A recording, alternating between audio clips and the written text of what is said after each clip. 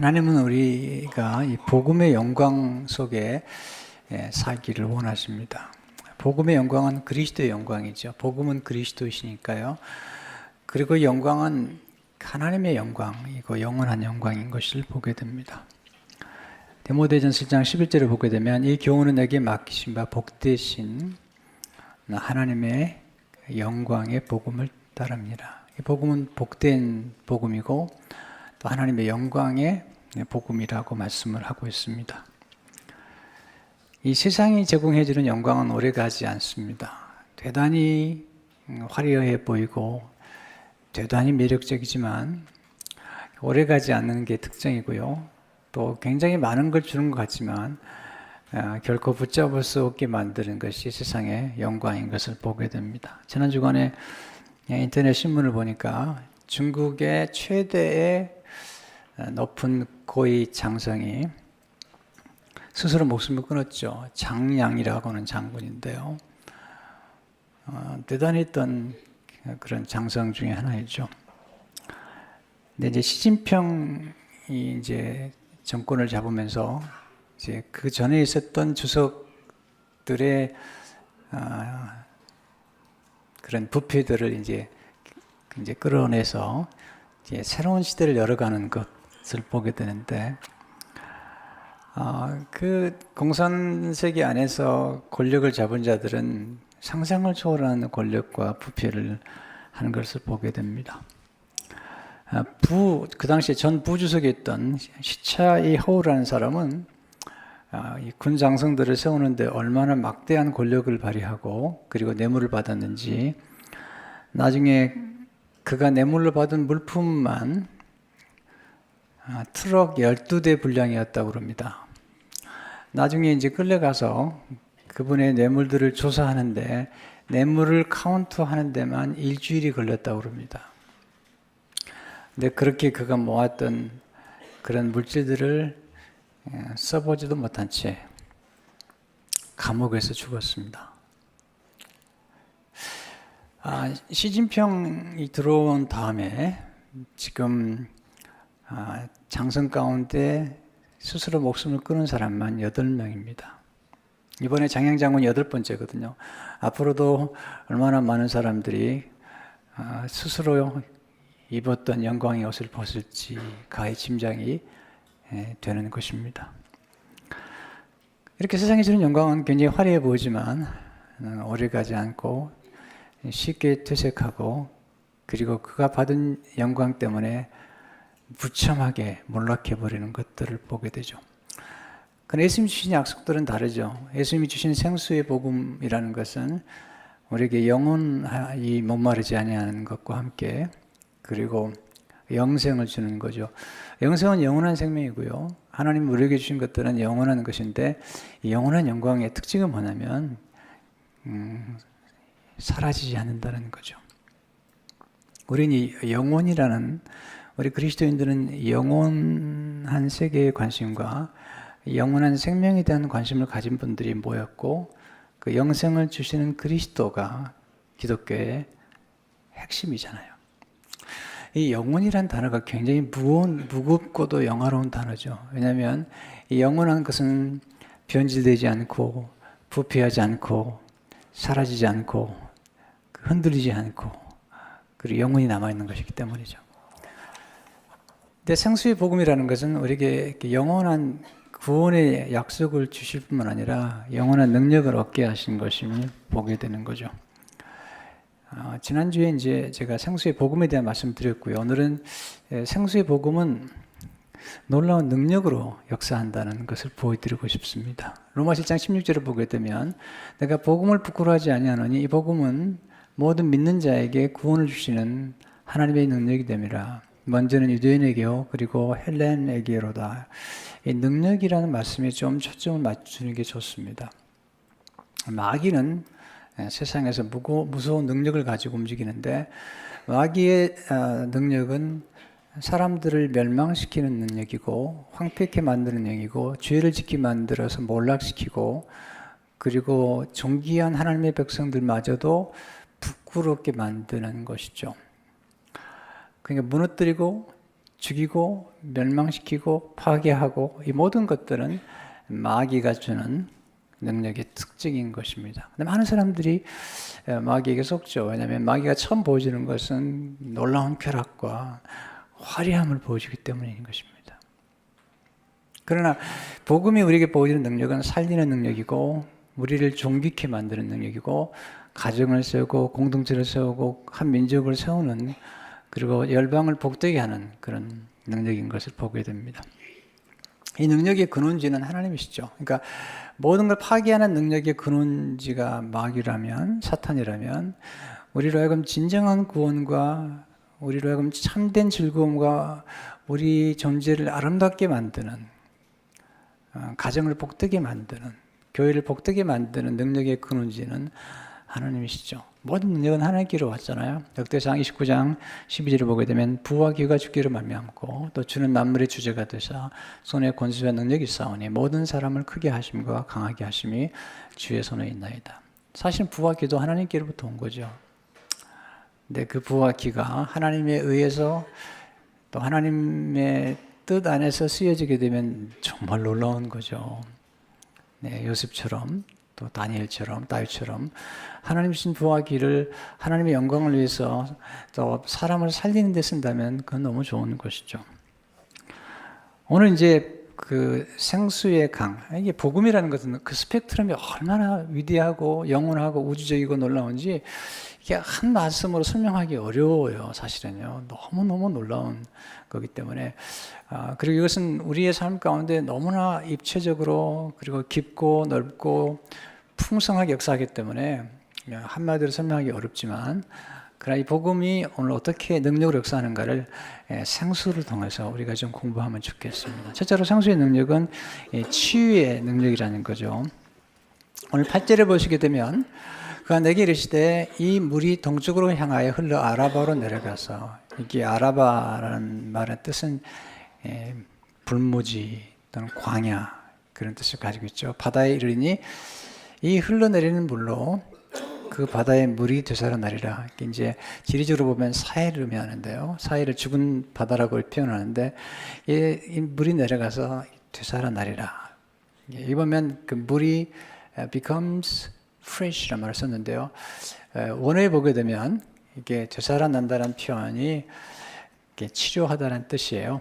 그 히브리어로는 라파라는 뜻인데 치료하다. 우리가 여호와는 치료하는 하나님이다라고 얘기할 때 여호와 라파라는 말을 쓰잖아요.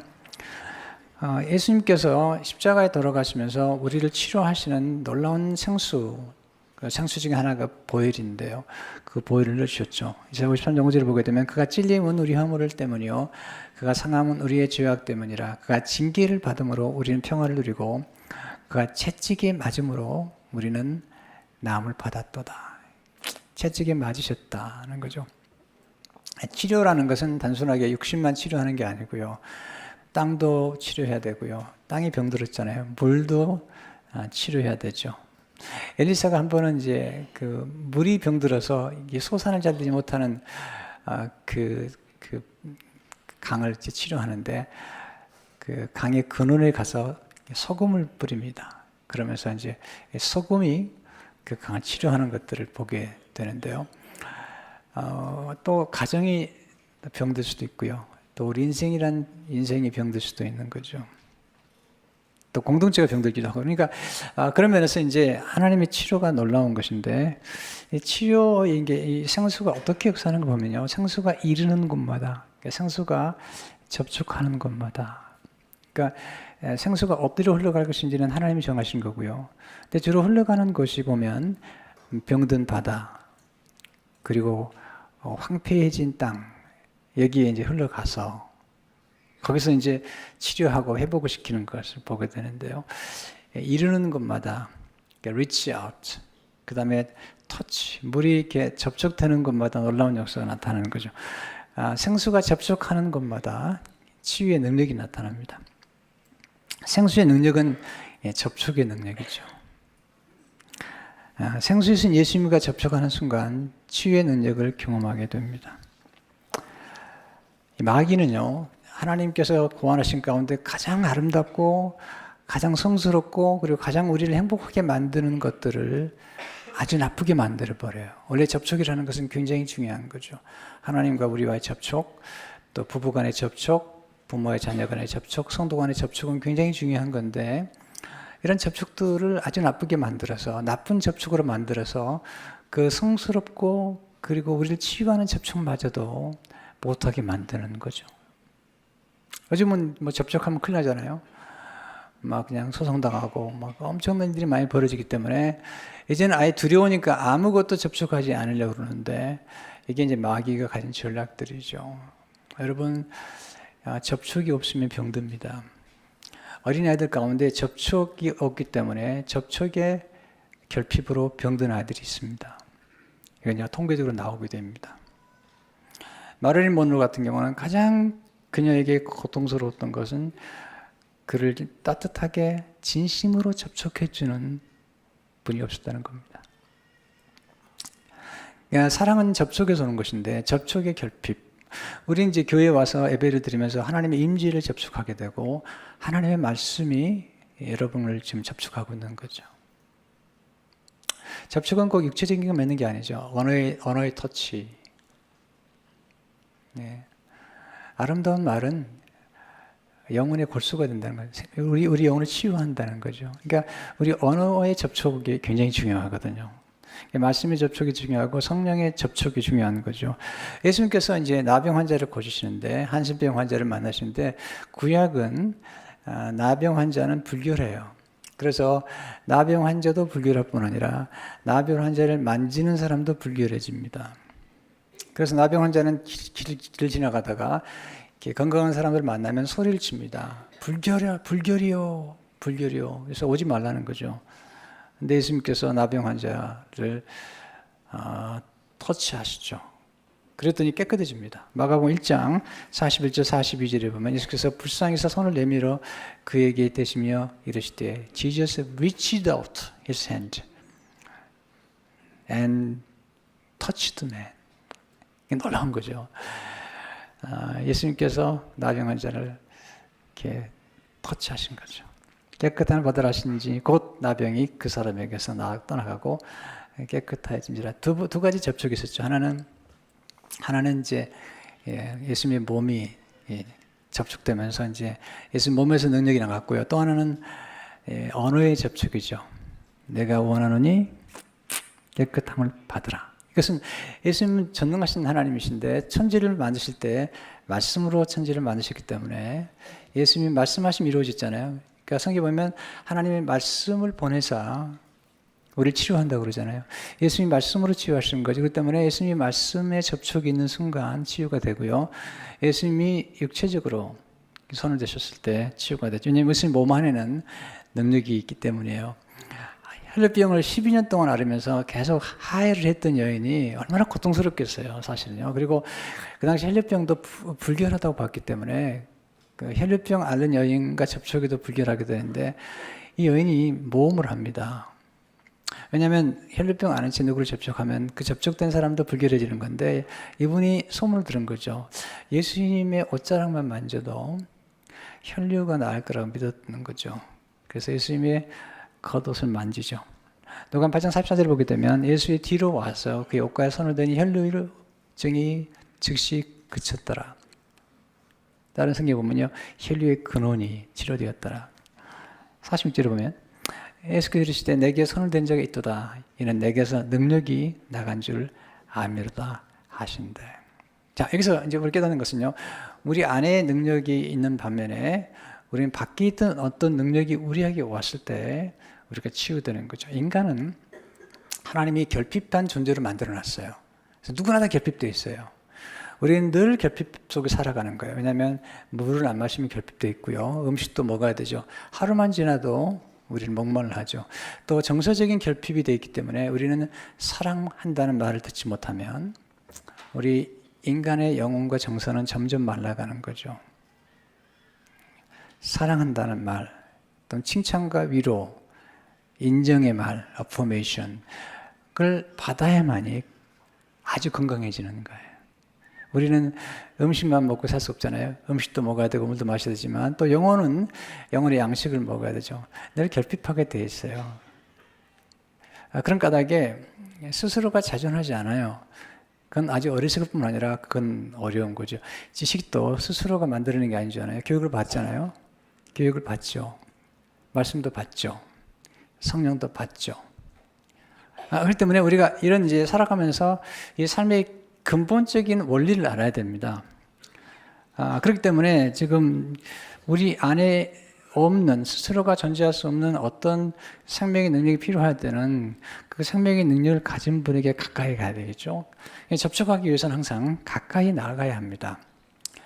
여러분들이 교회를 가까이 하지 않는데 어떤 분들은요, 교회를 가까이 하셔야 됩니다. 왜냐하면 교회는 하나님의 임재가 있는 것이죠. 예수 이름으로 모인 곳이 교회죠. 또 말씀을 가까이 하셔야 됩니다. 왜냐하면 하나님의 말씀이 능력이기 때문에 가까이 하셔야 됩니다. 그리고 예배가 중요한 것입니다. 왜냐하면 예배 속에는 성삼위 하나님의 임재가 반드시 있죠. 찬송 중에 임하시기 때문에 그래요. 여러분 집에서라도 찬송하게 되면 하나님의 임재를 경험하게 되죠. 가까이 나가 접촉할 때는 믿음의 접촉이 필요해야 돼요. 그리고 접촉하는 순간에 기적이 일어나는 것이죠. 참 놀라운 원리들이 오늘 이 생수의 능력 속에 담겨 있죠. 두 번째 생수의 능력은 번영케 하는 능력이죠. 이 생수가 가는 곳마다 놀라운 번영이 일어납니다. 쉽게 가면 이게 놀라운 그런 충만해진 역사를 경험하게 되는데요. 에스겔 47장 9절을 보게 되면 이 강물이 이르는 곳마다 번성하는 모든 생물이 살고 또 고기가 심히 많으리니. 그러니까 치유뿐만 아니라 치유의 복음은요, 치유에서 끝나는 게 아닙니다. 거기서 우리 삶을 풍요롭게 만들고 상상할 수 없는 정도로 흘러넘치는 축복을 주는 거죠. 10절을 보게 되면 또 이 강가에 어부가 설 것이니 엔게디스부터 에넬글라임까지 그물치는 것이 될 것이고 그 고기가 각지 종류를 따라 큰 바다의 고기같이 심히 많으려니와. 이것이 하나님이 하신 일들이죠. 하나님 하신 일들은 항상 생육하고 번성하고 땅에 충만하라. 굉장히 이게 수적으로도 굉장히 놀라운 번영을 이루게 됩니다. 그래서 하나님이 부흥을 보내시거나 생수를 이 땅에 보내주시게 되면 교회마다 놀라운 부흥을 경험하게 됩니다. 유럽의 한때 교회가 얼마나 부흥했습니까? 얼마나 많은 사람들이 몰려왔습니까? 스포진이 설교할 때, 한 번 설교할 때 7,000명, 10,000명씩 모였습니다. 엄청난 일들이 유럽에 벌어졌던 거죠. 우리 한국 교회가 얼마나 놀라웠습니까? 하나님께서 역사하시게 되면 그렇게 숫자적으로도 많아지는 거죠. 여러분, 이렇게 차고 넘치거나 또 물량적으로도 많아지는 것들을 간과해서는 안 됩니다. 많아지면 놀라운 운동과 변화가 일어나게 되는 것입니다. 저도 한때 이제 목회를 하면서 굉장히 소극적인 목회 그리고 소심한 목회를 했던 사람입니다. 근데 하나님께서 제 눈을 열어주셨어요. 말씀을 자꾸 보게 하셨어요. 꿈을 꾸게 하셨어요. 꿈을 꾸는 중에 특별히 믿음으로 산다는 게 뭘까라는 꿈을 꾸게 됐는데 그 중에 아브라함을 하나님 부르셔가지고 아직 아브라함이 아이가 없는데 아들이 없는데 하나님께서 하늘을 보라고 말씀하시면서 내 후손이 하늘의 별처럼 땅의 티끌처럼 바닷가의 모래처럼 이렇게 말씀하고 계신 거죠. 나중에 이제 아브라함에게 주셨던 그 환상이 그대로 이루어지잖아요. 나중에 애굽 땅을 떠날 때 300만 명이나 되는 사람들이 애굽 땅을 떠나게 됩니다. 근데요, 모세는 더 놀랍습니다. 그가 생애 마지막에 마지막 설교를 한 설교가 신명기에 나와 있는데 떠나기 전에 이스라엘 백성 앞에서 그렇게 말합니다. 하나님이 너희를 이렇게 많게 하셨는데 신명기 1장에 보면 지금보다도 더 1000배나 많으면 좋겠다. 그러니까 하나님께서 하신 일들은 그렇게 놀랍죠. 뭔가 더 커지고 많아지고 또 번영하게 되는 것들을 경험하게 됩니다. 죽은 바다가 살아나가지고 거기서 엄청난 고기들이 일어나고 뿐만 아니라 아라바라고 하는 광야를 흘러 들어가는데 이 아라바라는 히브리어 뜻이 뭐냐면 마른 땅, 사막권 광야, 불모란 뜻이죠. 불모. 불모란 뜻은 뭐냐면 이제 생명이 자라지 않은 땅이죠. 그래서 이 공동 번역은 이렇게 번역했더라고요. 그분이 말씀하셨다. 이 물은 동쪽으로 가다가 메마른 벌판으로 흘러내려 사해로 들어간다. 이 물이 짠 사해로 들어가면 사해 물마저 단물이 된다. 굉장히 놀라운 환상이죠. 메마른 벌판. 원래 땅은 하나님께서 비옥하게 만들었어요. 그리고 하나님께서 이 땅을 지속적으로 비옥하게 하기 위해서 하나님께서 율법에 보면 6년에 한 번, 그러니까 6년이 지난 7년째는 땅을 쉬게 만들었어요. 그렇게 해서 땅이 썩지 않도록, 땅이 비옥해지도록 만든 건데, 지금 땅을 쉬지 않고 돌리고 거기다 인조로 된 그런 비료를 쓰기 때문에 땅이 점점 썩어가고 땅이 비옥하지 않아요. 근데 사실은 땅은 모든 생명의 원천이고요. 사실은 어머니의 자궁 같은 곳이죠. 그래서 바네프는 말하기를 땅은 생명체의 어머니가 된다는 거죠. 근데 이 땅을 이렇게 황폐하게 만든 게 뭐냐면 죄죠, 죄. 그리고 사탄이죠. 그러니까 이 하나님께서 만드는 이 비옥한 땅을 황폐하게 만든 건 막인데 우리가 항상 영적인 의식을 해야 됩니다. 영적인 그런 관점을 가지고 봐야 되는데 성경에 보면 하나님께서 아주 중요하게 사용했던 천사 장이 몇 명 나오죠. 그 중에 하나가 마이클이라고 하는 미가엘이라는 천사인데 미가엘은 이제 주로 군대 장관이죠. 또 하나는 가브리엘인데 가브리엘은 이제 좋은 소식을 전하는 그런 천사죠. 또 하나가 있는데 루시퍼라는 거예요. 루시퍼. 계명성인데 이 천사장들 가운데 가장 아름답고 그리고 가장 예술적인 재능을 가졌던 음악을 가장 잘했던 그런 천사장이 누구냐면 루시퍼입니다. 계명성이라고도 하기도 하는데요. 근데 너무 아름답게 만들어 나갔더니 교만해져가지고 하나님과 함께 비기려고 그랬던 거죠. 그래서 타락했기 때문에 그가 하나님의 심판을 받아서 이제 땅으로 내려오는데 이사야 14장에 보게 되면 그 계명성에 관한 얘기가 자세히 나오죠. 주로 이제 그 마귀는 항상 모조품을 만들어내는데요. 원래 하나님이 예수 그리스도께서 사실 빛나는 별이시잖아요. 근데 이렇게 모조품을 만들어내는 거죠. 이사야 14장에 보게 되면 이 사탄이 어떻게 땅을 황폐하게 만드는지 이사야 14장 17절에 보면 세계를 황무하게 하며 성읍을 파괴하며 그에게 사로잡힌 자들을 집으로 놓아 보내지 아니하던 자가 아니냐 하리로다. 그러니까 이 마귀는요 집을 떠나게 만듭니다. 그리고 집을 못 들어가게 만듭니다. 이게 다 가정을 깨트리는 건 다 마귀예요. 아까 5장도 보게 되면 그 거라사의 광인이 집을 나왔잖아요. 무덤에 살잖아요. 뿐만 아니라 황폐하게 만드는 겁니다.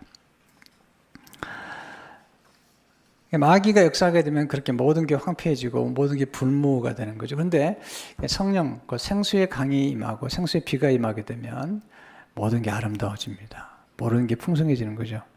이사야 32장 15절을 보게 되면 마침내 위에서부터 영을 우리에게 부어주시리니 광야가 아름다운 밭이 되며 아름다운 밭을 숲으로 여기게 되리라. 놀라운 거죠. 그러니까 이사야에서, 에스겔도 마찬가지로 이사야에서 보게 되면 구약 속에 복음이 많이 감춰져 있어요. 그리고 복음 굿뉴스가 많이 감춰져 있는 거예요.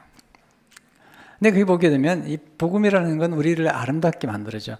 여러분, 예수 믿지 않거나 또는 이 마귀가 역사하게 되면 사람이 아주 추해지고 더러워집니다. 그래서 성경에 보면 이 음란하고 더러운 귀신아 그랬거든요. 근데 예수 그리스도 안에서 거룩해지게 되면 아름다워지고요. 그리고 정직게 됩니다. 굉장히 좋아집니다. 사람의 성품도 좋아지고요.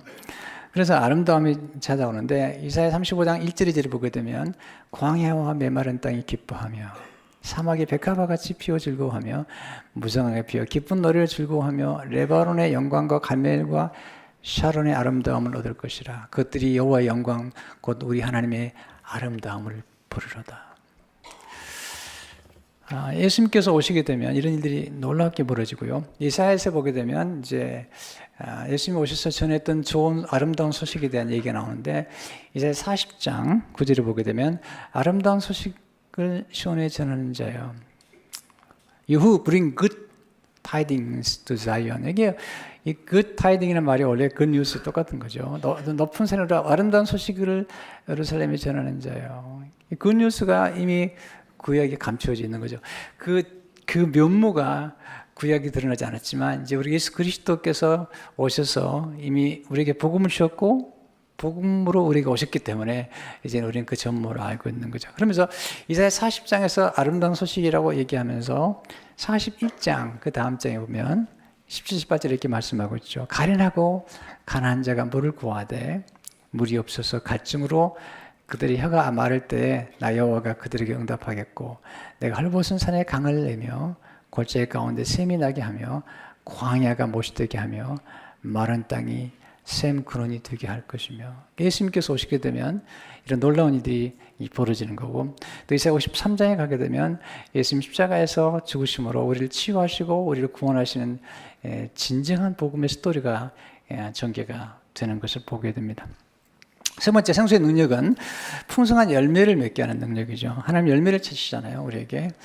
그 열매가 얼마나 놀라운지 오늘 에스겔 47장 12절을 보게 되면 강 좌우가에는 각종 먹을 과실나무가 자라서 그 잎이 시들지 아니하며 열매가 끊이지 아니하고 달마다 새 열매를 맺으리니 그 물이 성소를 통하여 나옵니다. 그 열매는 먹을 만하고 그 잎사귀는 약재로가 되리라. 놀라운 과실인데 보통 이제 열매는 철을 따라 맺는 건데 지금 생명의 생수가 역사하니까 달마다 열매를 맺게 되고 그리고 잎사귀가 약재료가 된다는 거죠. 이 모습의 진정한 진면모가 요한계시록 22장 2절에 이렇게 기록되어 있어요. 길가운데로 흐르다가 강 좌우에 생명나무가 있어. 요한계시록에 나온 이 생명나무는 창세기에 나온 생명나무죠. 12가지 열매를 맺되 달마다 그 열매를 맺고 그 나무 잎사귀들은 만국을 치료하기 위하여 했더라. 이 만국을 치료하는 잎사귀가 나오는데 이것은 복음이죠. 복음만이 열방을 치료할 수가 있는 건데요. 특별히 잎사귀가 나오는데 지금 사실은 우리를 치료하는 가장 좋은 약은 원래 자연 속에서 나와 있는 거거든요. 이제 MB 앤더슨에서 31년 동안 그 암 전문의를 하셨던 김우신 박사님이 굉장히 유명하신 분이고 훌륭한 분이시고 크리스찬이세요. 근데 그분이 한국에 나가서 이제 세미나를 하는 중에 어떤 분이 이렇게 질문을 하는 거예요. 박사님, 한약이나 또는 이 한방 의학들이 치료하는 데 도움이 됩니까? 안 됩니까? 그랬더니 이분이 참 놀라운 얘기를 하세요. 도움이 되죠. 도움이 되죠. 그러면 사실 말씀이 인류 역사가 이제 여러 가지 약을 만드는 중에 지금 뭐 더 좋은 약이 많이 나왔지만 아스피린이라는 약이 나왔을 때 이것은 놀라웠다는 거예요. 아스피린. 제가 군대 가니까요, 다 무조건 아스피린이에요. 배 아파도 아스피린, 감기로도 아스피린, 아스피린이 아주 모든, 그리고 뼈가 부러져도 아스피린. 왜냐하면 이게 다 이게 소염제도이기 때문에 아스피린이 거의 전능한 약이더라고요. 근데 그 아스피린이 어떻게 만들어지냐면 중국에 있는 버드나무에서 나왔다는 거예요. 뿐만 아니라 이제 여러 가지 우리가 굉장히 알려져 있고 지금도 굉장히 놀라운 약재들이 그분의 말씀에 하면 원래 나무에서 또는 잎사귀에서 또는 우리가 늘 가까이 있는 풀에서 나왔다는 거죠. 사실 이제 이번에도 이제 황성지 박사님이 저희 교회 잠시 방문하셨는데 저한테 가시면서 그러더라고요. 목사님, 항암에 좋은 모든 것들은 음식에 담겨 있습니다. 마늘, 버섯, 시금치, 정말 놀라운 것 중에 하나 토마토거든요. 히포크라테스가 유명한 그 의사시잖아요. 의사의 원조로 가는데 그분이 그렇게 얘기를 했어요. 이 토마토가 아주 잘 익고 열매를 맺은 때면 그렇게 표현을 했어요. 의사들의 얼굴이 노래진다는 거예요. 왜냐하면 올해는 환자가 별로 없기 때문에. 왜냐하면 토마토가 그렇게 몸에 좋기 때문에 그렇다는 거죠. 저희 교회 장로님이 이제 올림픽 청국장을 하시는데 또 청국장이 아주 좋습니다. 제가 선전 좀 해드려야 되겠죠. 우리에게 이제 사실 건강을 주는 것들이 많은데 우리 하나님께서 우리를 만드실 때요 정말 건강하게 만드셨대요. 제가 황준수 박사님이 얘기하시는데 우리 몸에서 암이 발생하는 것도 기적이래요. 왜냐하면 원래는 암이 발생하지 않도록 우리 몸에 만들어놨다는 거예요. 그래서 어떤 좋지 않은 이런 암 유전자가 들어오게 되면 첫 번째, 두 번째, 세 번째 이런 과정을 거쳐서 그것들을 이렇게 죽여본다는 겁니다. 그래서 자연 힐링 시스템이 작동을 해버리는데 근데 문제는 뭐냐면 갑자기 큰 충격을 받거나 또는 요즘처럼 환경이 좋아지지 않거나 아니면 자꾸 좋지 않은 음식을 먹거나 이럴 경우에는 이제 생각지 않았던 돌연변이 이제 유전자가 생겨서 지금 갈수록 그 문제가 많이 생기잖아요. 옛날 같으면 건강할 텐데 지금은 이렇게 소를 키울 때도 지금 항생제를 먹여가면서 키우죠. 닭도 그렇죠. 너무 지금 어려운 거죠. 그러니까 지금 또 그 방부제 들어간 음식들이 너무 많고 그러다 보니까 지금 많이 어려워진 거라고 보는 거죠. 근데 정말 진정한 생수와 그리고 자연이 하나님께서 타락하지 않고 하나님께서 만들어내는 자연 속에서만 살아간다면 건강도 많이 회복이 될 수 있다 하는 거죠. 우리가 먹는 것이 우리를 만들어 간다는 거죠. 그래서 여러분들이 건강하시면 좋겠습니다. 근데 성경 보니까 하나님이 우리를 치유하실 뿐만 아니라 나무에 잎사귀를 통해서 그렇게 역사하신 것도 보게 됩니다. 저는 서양 의학을 많이 신뢰합니다. 동시에 우리 조국, 우리나라에 수천 년 내려왔던 한의도 아주 귀하게 생각합니다. 왜냐하면 성경에 나오기 때문이죠.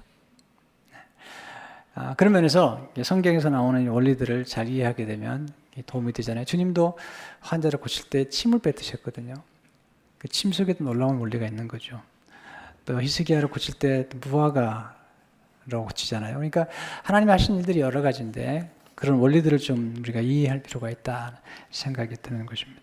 저는 의사는 아니기 때문에 어떤 과학적인 입장을 가지고 설명하기 어렵고요. 다만 이제 성경적으로 제가 배운 것들을 잠시 나누고 있을 뿐인 것이죠. 네 번째 생수의 능력은 사랑의 능력이라는 거죠. 하나님은 사랑이시기 때문에 성령께서 역사하시게 되면 사랑이 충만해지는 것을 보게 됩니다. 저는 이제 좀 깊이 있는 영성가들의 책을 좀 좋아하는데요. 지난 주간에 토마스 그린이라고 한 분이 쓴 책 가운데 샘물이 마를 때 그런 책을 읽는데 그분이 이제 그 생수에 관한 얘기를 많이 쓰셨어요. 그러면서 그분이 책을 읽다가 제가 이제 이번에 계속 생수에 관한 설교를 하다 보니까 눈에 들어왔는데 이렇게 한 문장을 짧게 썼는데 제게 큰 감동을 받습니다. 물은 꽃을 위해 있는 것이다. 그러니까 물은 자기를 위해서 있는 게, 생수는 자기를 위해 있는 게 아니고 꽃을 위해서, 열매를 위해서 있는 것이라는 거죠. 그러니까 우리가 생수를 받게 되면 우리 안에 꽃이 피게 되고 열매를 맺게 되는데 그것이 무엇이냐? 그분은 이렇게 얘기합니다. 그것이 무엇이냐면 우리가 성령의 생수를 많이 받아들이면, 그리고 충분히 받아들이면 우리가 경험하는 꽃과 열매는 무엇이냐? 그건 덕이라는 건 덕. 덕의 가장 극치는 뭐죠? 사랑이라는 거죠. 문제는 뭐냐면 이 사랑이 어떻게 우리에게 주어지느냐. 로마서 5장 5절을 보니까 소망이 우리를 부끄럽게 하지 않으면 우리에게 주신 성령으로 말미암아 하나님의 사랑이 우리 마음에 부음받으면, 보세요. 성경 보게 되면 하나님 아버지께서 예수 그리스도에게 놀라운 모든 충만을 다 부어주신다고요. 사랑을 부어주시고 다 부어주신 다음에 예수님께서 받은 그 놀라운 충만을 우리에게 부어주시거든요. 성령을 통해서. 그러니까 하나님의 사랑이 우리에게 부음받았는데 문제는 우리가 교회 와서 이렇게 은혜 받고 이렇게 참 성령 충만할 때 하고 또 이게 금방 식어버려요. 성경 보게 되면 성령이 소멸된다는 말을 하죠. 왜냐하면 우리 인간은요, 아까도 얘기했지만 자전하지 않아요. 그래서 스스로가 모든 걸 충족하지 않기 때문에 늘 끝없이 공급을 받아야 돼요. 그러니까 우리가 음식뿐만 아니라 물뿐만 아니라 성령 충만도 거듭 반복이 돼야 돼요. 이게 이제 여러분들이 꼭 깨달아야 되는데, 어떤 분 20년, 30년 됐기 때문에 내가 교회생활 몇십 년 했고, 또 교회에서 무슨 중직을 맡았고, 그렇기 때문에 안전한 게 아니라는 거죠. 한 번에 D.L. 무디 목사님에게 물었습니다. 목사님, 왜 우리가 성령 충만을 계속 받아야 되죠? 간단하게 이렇게 대답했어요. 그것은 아주 간단합니다. 누수되기 때문이죠. 여러분 성경에 보면 성령을 소멸하지 말라고 그랬어요. 성령을 소멸하지 말라고 할 때 따라 나온 게 뭐냐면 분노하지 말라는 거야. 화내지 말라는 거야. 주의를 짓거나 화를 내면 성령이 소멸되어 버린다는 거예요. 우리 성령께서 우리가 오셔서 여러분들이 교회를 한 몇 주만 빠져보세요. 어떻게 되는가? 벌써 하나님과의 접촉과 하나님의 임재가 있는 예배의 접촉을 떠나게 되면 점점 성령이 소멸되게 되죠. 쉽게 하면 이건 굉장히 어려운 표현인데요. 사도 바울이 쓰긴 했지만 굉장히 어려운 표현이죠. 그러니까 우리가 하나님의 사랑에 풍성하게 접근하게 되면 사도 바울이 말하는 놀라운 사랑을 경험하게 되죠. 보세요. 바울이 성령의 열매를 얘기할 때 성령의 열매가 복수가 아닙니다. 단수입니다. 그런데 단수인데 9가지예요. 오직 성령의 열매는 사랑과 희락과 화평과 오래 참음과 자비와 양성과 충성과 절제니 라고 얘기했으면 9가지면 성령의 열매 드릴 텐데 영어에 보시면요. 원어에 보면 성령의 열매는 이라고 했어요. 왜냐하면 사랑이라고 하는 모든 성품의 근원지로부터 이게 나오기 때문이죠. 그래서 우리가 사랑을 경험하게 되거나 우리가 사랑하게 되면 어떤 모습들을 가져오게 될까요? 고린도서 13장 4절에 7절의 모습이 나오는 거죠. 사랑은 오래 참고, 사랑은 온유하며, 시기하지 아니하며, 사랑은 자랑하지 아니하며, 교만하지 아니하며, 무례히 행하지 아니하며, 자기의 이익을 구하지 아니하며, 성내지 아니하며, 악한 것을 생각하지 아니하며, 불의를 기뻐하지 아니하며, 진리와 함께 기뻐하고, 모든 것을 참으며, 모든 것을 믿으며, 모든 것을 바라며, 모든 것을 견디느니라. 마귀가 하는 일은 뭐죠? 무례히 행하는 거잖아요. 폭력을 행하는 거잖아요. 그런데 성령께서 오시게 되면 그렇지 않아요. 그러니까 성령의 생수를 경험하게 되면 놀라운 일들을 경험하게 돼요. 저는 에드워즈는 하나님의 나라를 참 아름답게 묘사했어요. 하나님의 나라를 묘사할 때 사랑이 하나님의 나라의 원리라는 거죠. 가장 달콤한 원리라는 거죠. 사실 뭐 그분의 글을 다 인용하고 싶지만 다 인용할 수 없어서 조금만 인용해 드릴게요. 사랑은 달콤한 원리입니다. 천국의 사랑의 샘은 강이 되고 바다가 됩니다. 모든 성도는 사랑의 샘이신 영광이 하나님 주변에 서 있습니다. 성도는 가슴을 열고 사랑의 샘에서 흘러나오는 사랑으로 가득 채웁니다. 이는 마치 지상에서 꽃들이 화창한 봄날에 가슴을 열고 따뜻한 태양빛을 가득 받아 아름다운 향기를 바라는 것 같습니다. 모든 성도는 하나님의 낙원에 있는 꽃과 같습니다. 거룩한 사랑은 성도들이 발산하는 향기요, 달콤한 냄새요. 성도는 이러한 사랑의 향기로 천국을 가득 채웁니다. 자, 그렇다면 이런 놀라운 사랑의 원천되는 이 생수의 강이 어디에서 우리에게 직접적으로 찾아왔을까요? 그건 십자가입니다. 예수님 십자가가 생수의 근원이거든요. 학개서를 보게 되면 놀라운 얘기를 해요. 우리가 묵상해 보면 놀라운 얘기인데 학개서 2장 9절을 보게 되면 이게 이제 포로에서 회복된 그들이 이제 두 번째 성전을 짓는 거예요. 첫 번째 솔로몬 성전이 무너지고 두 번째 수르바벨 성전을 지으면서 이렇게 얘기하는 이 성전의 나중 영광이 이전 영광보다 크리라. 그러니까 보세요. 성전을 지었는데 성전의 나중 성전의 영광이 이전 성전의 영광보다 더 크리라는 거죠. 여기서 나중 영광의 성전이 뭐를 의미할까요? 이것은 그리스도입니다. 왜냐하면 예수님이 성전이기 때문이죠. 손으로 만든 성전이 아니라 예수 그리스도, 성전 되신 예수님의 그 영광이 크다는 거죠. 요한계시록 21장 22절에 보면 성 안에서 내가 성전을 보지 못하였으니 이는 주 하나님 곧 전능하시니와 및 어린 양이 그 성전이 되심이라. 예수님이 성전이라는 거죠. 예수님 속에 영광이 있다는 거죠. 그렇다면 예수님께서 성전으로부터 생수가 흘러나오는데 언제 그 생수를 우리에게 열어주셨냐면 요한복음 19장 3절 4절을 보게 되면 나오죠.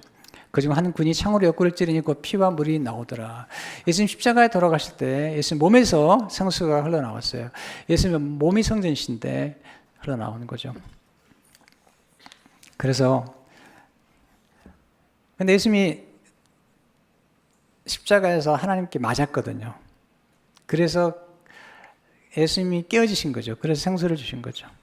이사야 53장 4절을 보면 놀라운 말씀입니다. 이게 굉장히 중요하기 때문에 그는 실로 우리의 질고를 지고 우리의 슬픔을 당하였거늘 우리는 생각하기를 그는 징벌을 받아 하나님께 맞으며 고난을 당한다 하였노라.